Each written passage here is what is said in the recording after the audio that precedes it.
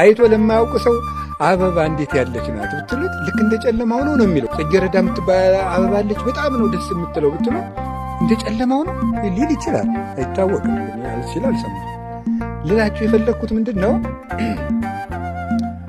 ሰው ራሱን እያየ እኔ እንደዚህ ነኝ ራይት፣ እኔ እንደዚህ ያለ ነገር ያለኝ ሰው ራይት፣ እኔ እንደዚህ አይነት ሰው ራይት፣ ራሱ መስፈርት ሰርቶ ራሱ እያረመ የሚኖር ሰው ሁልጊዜ ራሱን።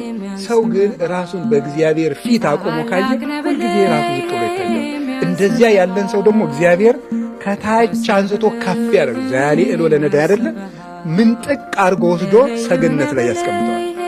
ሁልጊዜ የራሱ ታናሽነት የሚታየው ሰው ማለት ነው። እግዚአብሔር የሚያነሳው ሰው እንደዚህ አይነት ነው።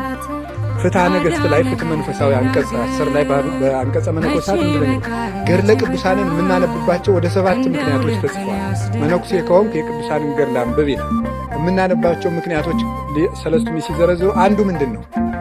ከዚያ ሊቅ ከዚያ ቅዱስ ምን እንድንማር። ለምሳሌ እንደው አንድ 40 ቀን ዳዊት የደገመ መናይ ምን በል ይሰማው ይችላል። ተመስገን ይቆስጠው ታቋጫለው ሊል ይችላል። ተመልከት ያው ነገር ሲያየው እሱ ምንድነው አርፎ ቁጭ